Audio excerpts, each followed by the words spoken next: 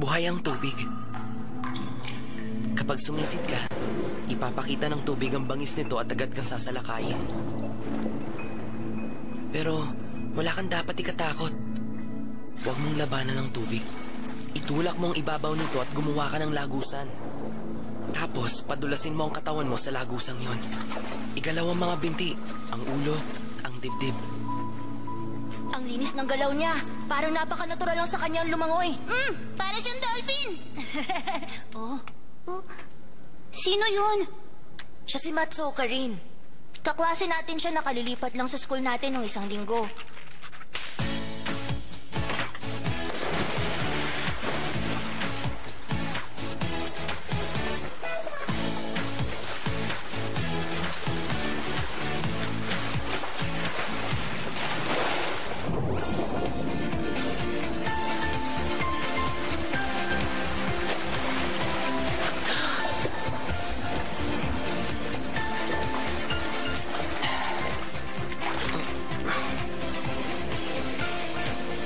Wala talagang tatalo sa'yo pagdating sa paglangoy. Haro ka. Sinabi ko na sa'yo, hindi ba? Haro na lang ang itawag mo sa akin. Grabe! Sobrang astig ng ginawa mo, Nanase! Gusto ko rin matutong lumangoy na kasing galing mo! Mabilis ka nga gaya ng sabi nila. Anong time mo kanina? Wala akong pakialam sa time ko. Isa nga rin yung sa mga narinig ko tungkol sa'yo. Nanase, sa susunod na tournament, baka gusto mong lumangoy sa relay kasama ko. Freestyle lang ang gamit ko sa paglangoy. Tama. Hindi mahalaga sa akin kung gaano ako kabilis. Ang gusto ko lang, maramdaman ng tubig. Sa balat ko, sa mata ko, sa puso ko. Ayoko may duda ako sa nararamdaman ko. Magtitiwala ako sa sarili ko. Hindi ko lalabanan ng tubig. Tatanggapin ko yon. Ako at ang tubig. Tanggap namin ang isa't isa. Oo nga. Noong panahong yun, kung ano-anong bagay ang dumadaan sa isip ko. Bago pumanaw ang lola ko, may tinuro siya sa aking kasabihan. Prodigy ang bata, henyo ang teenager, at ordinaryo na lang ang taong 20 years old. Ibig sabihin, 3 taon pa bago ako maging ordinaryo. Hindi na ako makapaghintay na maging ordinaryo lang.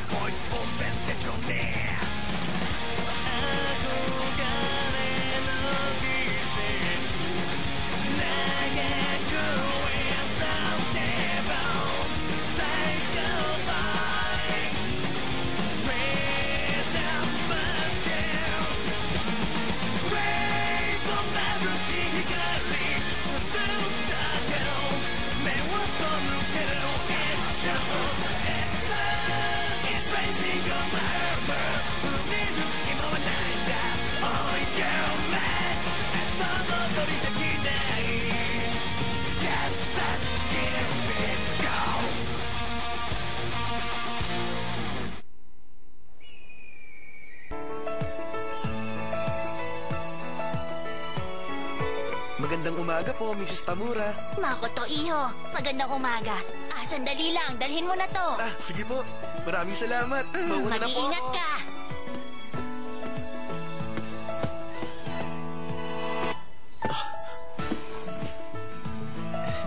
Magandang umaga.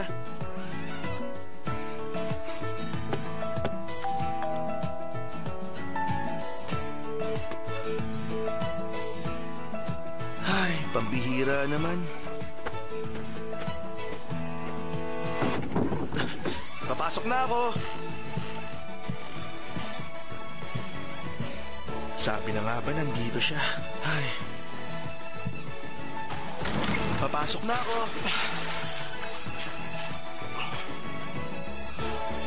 Magandang umaga. Haruka. Sinabi na ngang Haru lang ang itawag mo sa akin.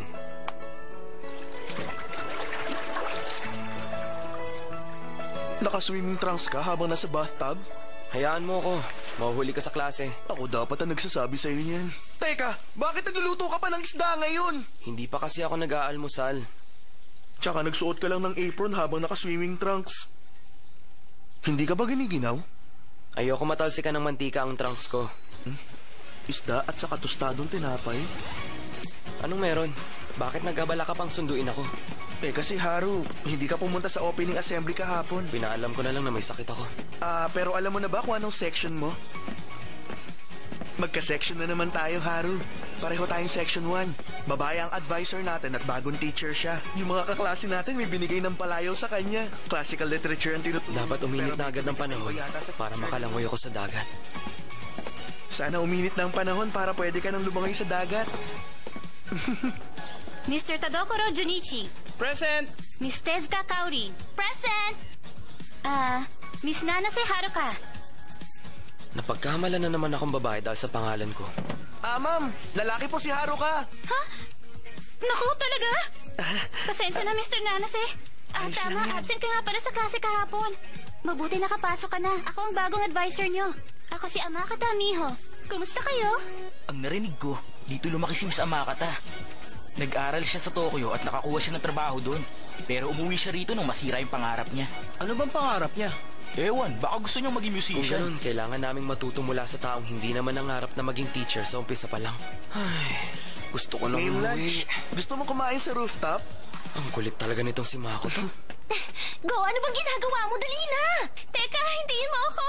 At saka huwag mo akong tawagin, Go! Pasensya na!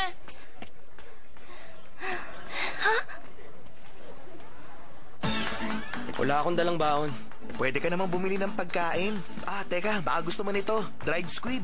Haruka! Mako! Kumusta na kayo? Makakasama ko kayo rito sa Iwatobi High School. Kilala niya tayo? Mukha siyang pamilyar. Nagisa? Ilang taon na rin tayong hindi nagkita. Ngayon lang yata ulit tayo nagsamang tatlo magmula nang magsara ang swim club. Oo nga, lumipat kasi ako sa ibang eskwelahan kaya nahirapan na tayo magkita-kita. Aba, may mga puno ng cherry blossom sa tabi ng pool? Hindi ba may ganun ding mga puno dati sa tabi ng pool doon sa grade school mo, Haruka? Kahit Haru na lang ang itawag mo sa akin. Pero Haruka ang pangalan mo, di ba? Kaya lang ang swimming pool na yan. Luma na at hindi ginagamit. Wala rin ditong swim club. Kung ganun, saan swimming pool kayo nagtitraining? Hindi na ako sumasali sa mga tournament. Ano? Pero bakit? Sobrang saya ko pa naman dahil akala ko makakalangoy ulit tayo na magkakasama. Hindi na tayo maliliit na bata. Marami nang nagbago mula nung elementary tayo. Haruka! Kahit na hindi sumasali sa mga competition si Haru, mahal pa rin niya ang tubig. Hindi niya kayang mabuhay nang hindi nakababad doon. Kapag summer, palagi siya nasa dagat at kaninang umaga, nakababad siya sa tubig sa bathtub. Pero anong kinalaman nun sa paglangoy? Baka mahilig na siya maligo. Paano kung bumuo tayo ng Hot Springs Club? Sige na, Hot Springs Club! Hindi ko kayang tiisin ang init ng hot springs. Pag-isipan mo muna. Ayoko. Di subukan natin. Wag na. Teka, wala pa nga ako sinasabi. Ano ba yan? Ang konti nito. Dapat pala binili ko na lang din yung tulad ng sayo. Pwede patikim niyan? Siya nga pala, nabalitaan nyo na ba? Yung swim club na pinupuntahan natin nung elementary tayo, hindi magtatagal gigibayin na raw. Kaya, bago pa mangyari yon, bakit hindi natin bisitahin? Para ba hukayin yung binaon natin? Ganun na nga, patago tayong papasok doon sa gitna ng gabi. Pwede kang pumunta na mag-isa. Teka lang, huwag mo sasabihin yan. Sumama ka na, Haruka. Ayokong pumunta. Pero sigurado magiging masaya yun. Sa tingin ko hindi. Bakit hindi mo na siya pagbigyan? Ayoko, magpapakahirap pa ako. Pero may swimming pool sa lugar na yon. At syempre, mas malaki ang swimming pool kaysa sa bathtub. Hindi ba? Ang galing. Talaga bang mag-isa ka lang na nakatira dito, Haruka? Lumipat ang papa niya dahil sa trabaho, kaya sumama ang mama niya. Teka, isda ulit? Huwag kang kumain kung ayaw mo. Mukhang masarap yan. Mula pa noon, magaling na magluto si Haruka. Sa palagay niyo ba, ayos lang ang plano natin? Pumayag ka na kanina, hindi ba? Bakit? Natatakot ka ba? Hindi sa ganun. Pero ayos lang ba kung tayong tatlo lang ang maghuhukay nun? Pero wala tayong magagawa. Hindi na kasi nakatira si Rin dito sa Japan. Hindi ako mag-aaral ng junior high school dito. Ha? Anong ibig mong sabihin? Pupunta ako sa Australia. Kung ganon, titira ka na sa ibang bansa. Oo, mag-aaral ako sa swimming school doon. Rin, ano ba ang binabalak mo? Magiging swimmer ako sa Olympics. Bakit ngayon mo lang sinabi sa amin? Paanong relay? Sasali pa rin ako sa relay. Pero aalis ako agad pagkatapos ng tournament.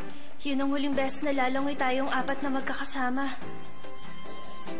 Freestyle lang ang gamit ko sa paglangoy. Kaya nga dapat kang sumali sa relay. Huling chance natin yon. Lumangoy tayo, Nanase. Kung papayag kang lumangoy kasama ko,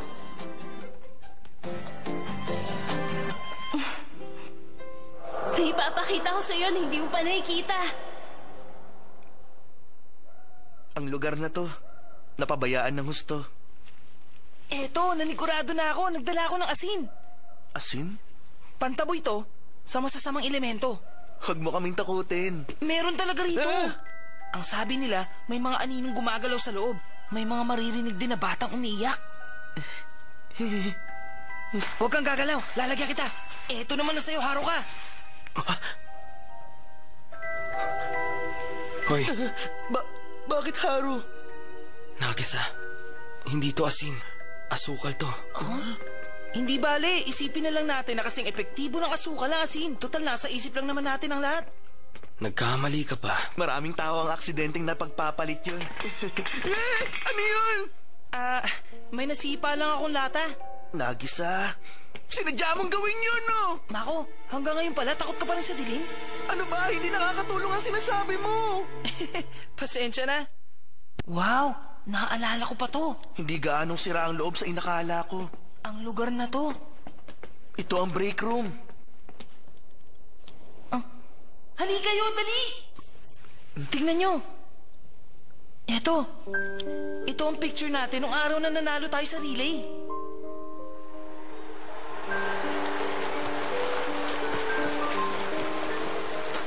May ipapakita ko sa'yo na hindi mo pa nakikita.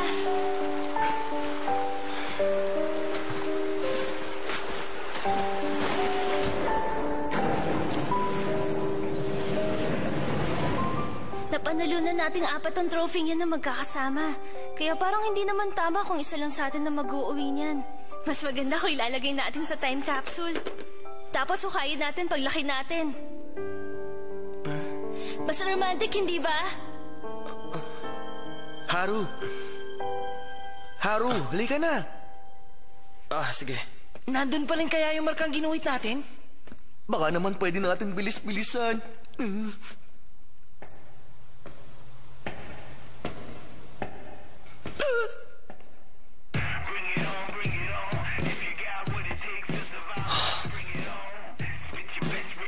Yo, Sino yan? Hindi ko rin alam. hindi ko akalaing makikita ko kayo sa lugar na to. Rin! Rin! Nakabalik ka na pala mula Australia? Pero bakit nandito ka?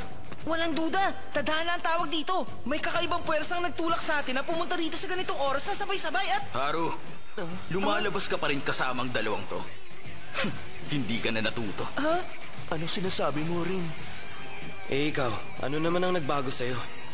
Meron ka bang natutunan? Haru! Mabuti na tanong mo. Pwede kong ipakita sa'yo. Magkarera tayo, Haru. Ano? Karera? Teka, Haru! Basta lang nila tayong iniwan. Oo nga. Sandali lang!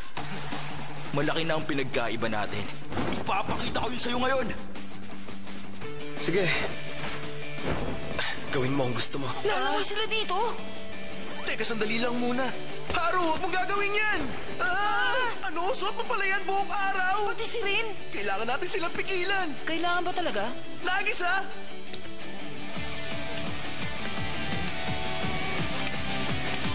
Gawin na namin, Haru! Ready, go! Wala palang tubig sa pool. Kaya nga sinabi ko sa inyo na tumigil na kayo. Pambihira.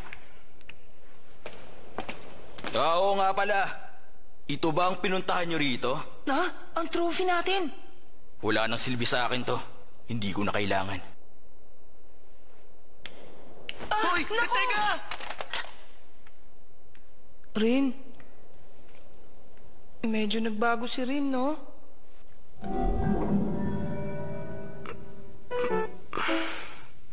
Panaginip lang? Hindi! Totoong nangyari yun! Pero nalalabuan pa rin ako. Sobrang weird ni Rin kagabi. Baka kamukha lang niya. Haru, kung kamukha lang ni Rin yun, bakit kanya hinamon na magkarera? Eh di multo siguro yun. Hindi naman siya nakalutang. Kung ganun, doppelganger yun. Ah, may naalala ako sa sinabi mo. Yung laro natin sa swim club nun. Super Fusion Doppelgang! Ang ingay mo, Makoto. Ano bang problema nyo? Pasensya ka na, hindi ako nakikinig. Ha? Uy, Go, kilala mo ba yung mga lalaking yun? Si Nana, si Haruka, si Tachibana Makoto, at si Hazuki Nagisa. Ang pagkakapareho nila, kabilang silang tatlo sa parehong swim club nung nasa elementary sila. Bukod doon, lahat sila mga lalaki may mga pambabaeng pangalan. Ano namang connection mo sa kanila? Sikreto lang yun. Pero, kung ganon, katulad ka rin pala nila, Go. Dahil babae ka na may panlalaking pangalan. Seryoso ako! Wag mo na akong tatawagin, Go! Ano ba naman kayo? Abandonado ang building na yon, pero trespassing pa rin ang pagpasok nyo doon na walang paalam. Naintindihan nyo? Pasensya na po. Sorry na po. Nasaan si Nalase? Maaga po siyang umuwi kanina. Na naman. Naku, sir, sa palagay ko tama na yan. Tulad ng sinabi ng makatang si Libay, sa buhay ng tao, buong kaligayahan ang dapat nahatid ng tagumpay. Huwag nating hahayaang matapat sa buwan ang isang kalis na walang laman. Ah? Isa lang ang buhay mo, kaya gawin mo ang gusto mong gawin. Kung nailagay na ang baso sa harapan mo, napakalaki mong hangal kung hindi mo pa iinuman yon. Hindi ba? Matso ka rin. Matso ka rin. Mako, sigurado ko bang dito siya nag-aaral? Kung umuwi na siya galing Australia, posibleng lumipat siya dito sa school natin. Pero hindi ko siya nakita ng opening assembly. Nahanap ko na! Talaga? Teka. Matsuka Go. Pamilyar ang pangalan. Naalala ko na. Yung nakababatang kapatid ni Rin, yun si Matsuka Go.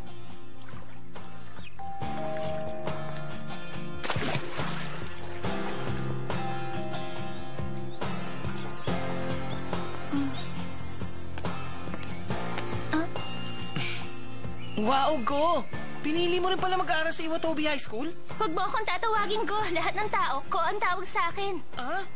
Pero bakit? Go ang pangalan mo tulad ng babaeng anak ng feudal lord na si Azay Nagamasa. Oo, pero Ko ang karaniwang base sa pangalan yon, kaya dapat Ko ang itawag mo sa akin. Kung mabait kang tao, yun ang gagawin mo. Pero ang mas mahalaga dun, Anong mas mahalaga? pasensya na. Pero bakit ka nagpunta kina Haru? Kasi... Kakausapin ko sana siya tungkol sa kuya ko. Kung ganun totoo nga, nagbalik na talaga si Rin mula sa Australia. Nung isang buwan pa umuwi si kuya, nag-aaral siya ngayon sa Sameska Academy. Pero boarding school lang sa Meska, kaya hindi siya umuwi sa bahay namin. Sa Sameska Academy? Yung may sobrang lakas sa swim club? Ayoko. Sige na, pumunta na tayo sa Sameska! Ayaw mo bang makita si Rin? Nakita na natin siya kahapon. Iniisip ko pa naman na may pagkakataong kang lumangoy kapag pumunta ka ron. Ang balita ko, may maganda silang indoor swimming pool sa Sameska Academy.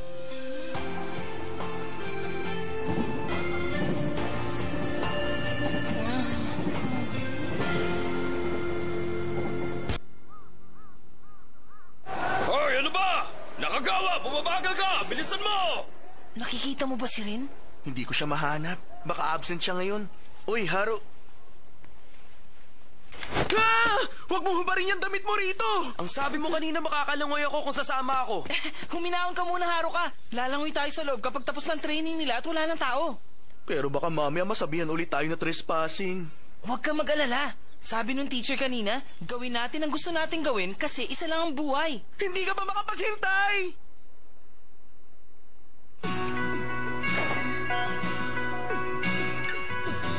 Sa tingin ko, hindi pa rin tamang nandito tayo. Teka! Ano ba yan? Wow! Si Haruka hanggang ngayon, katulad pa rin ng dolphin. Tara, Mako, samahan natin siya lumangoy. Hindi pwede. Lagot tayo pag nahuli tayo. Kailangan pa nating hanapin si Rin. Bago yon, lumangoy muna tayo sandali. Hindi tayo mahuhuli kung patay ang ilaw. Pero wala kang dalang Lalangoy swimming ako trunks. nang walang damit. Ay, Ken! Sandali lang! Mako! Halika na rito! Ano ka ba naman? Hindi ako tatalo dyan. Nagbibiro ka ba?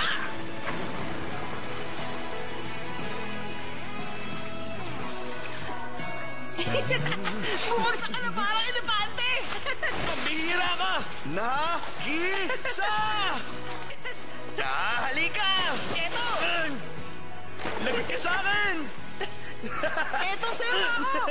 Tikman mo to! Kayong tatlo, anong ginagawa nyo rito? Rin, Andito kami para makita ka! Umalis na kayo. Pero Rin,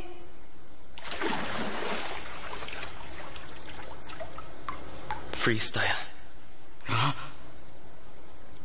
Sinabi ko na sa'yo. Freestyle ang ginagamit ko sa paglangoy. Haru ka. Haru. 3 taon na lang bago ako maging ordinaryo.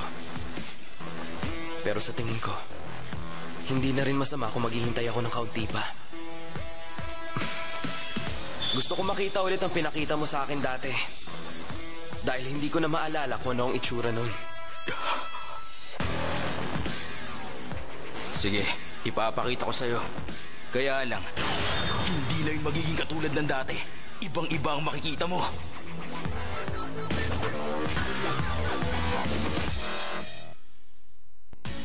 Sandali, bakit ba freestyle lang ang ginagamit ni Nana sa paglangoy? Naku, mukhang ayos sumagot ni Haruka. Mako, pagsalita ka para sa kanya. Ano ang gagamitin kong papalasa sa isda? Miso ba o asin na lang? Iniisip niya kung anong hapunan niya. Susunod sa Free, Memories in the Distance. Ginawa mo na ang preview para sa kanya. Ako, gusto ko ng isang may Moonier sauce.